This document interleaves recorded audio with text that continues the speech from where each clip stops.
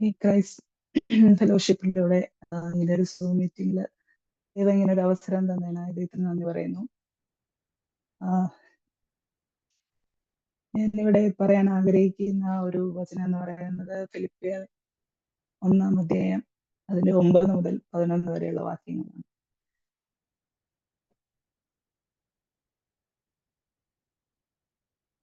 നിങ്ങളുടെ സ്നേഹം മേൽക്കുമേൽ പരിജ്ഞാനത്തിലും സകല വിവേകത്തിലും വർദ്ധിച്ചു വന്നിട്ട് നിങ്ങൾ ഭേദാഭേദങ്ങളെ വിവേചിപ്പാറാകണമെന്ന് ക്രിസ്തുവിന്റെ നാളിലേക്ക് നിർമ്മലന്മാരും ഇടർച്ചയില്ലാത്തവരും ദൈവത്തിന്റെ മഹത്വത്തിനും പുകഴ്ചയ്ക്കുമായിട്ട് യേശു ക്രിസ്തുവിനാൽ നീതിഫലം നിറഞ്ഞവരായി തീരണമെന്ന് ഞാൻ പ്രാർത്ഥിക്കുന്നു.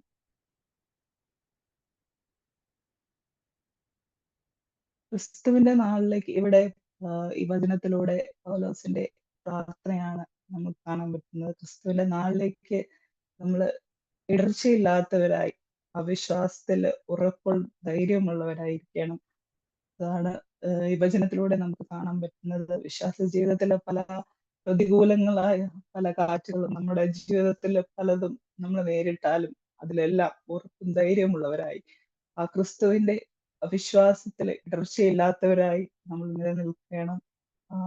അതുപോലെ തന്നെ നമ്മള് യോഹന്നാൻ 16-1 വാക്യത്തില് നമ്മള് അതിനകത്ത് നമ്മൾ പാറമേൽ വീടുപണി നമ്മുടെ ഇതിൽ പറഞ്ഞിരിക്കുന്നത് വിശ്വാസത്തില് ആ ഒരു വിശ്വാസത്തിൽ ഉറപ്പുള്ളവരും ധൈര്യമുള്ളവരായി നമ്മൾ ഇരിക്കണം.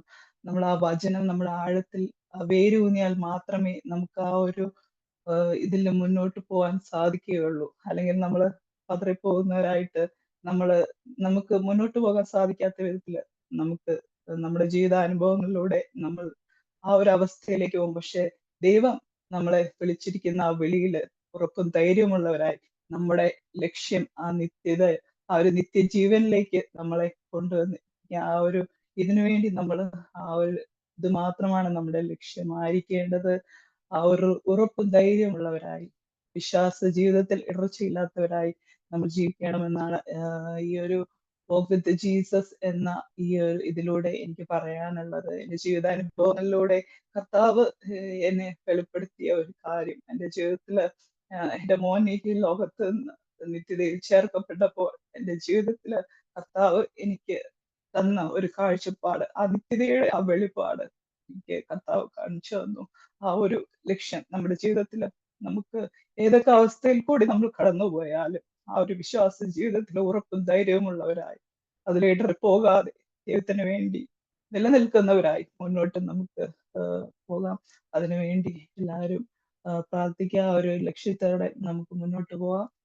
ഇങ്ങനെ ഒരു അവസരം ദൈവം ഒരുക്കി തന്നതിനായി ഒരിക്കൽ കൂടി ദൈവത്തിന് നന്ദി പറയാം.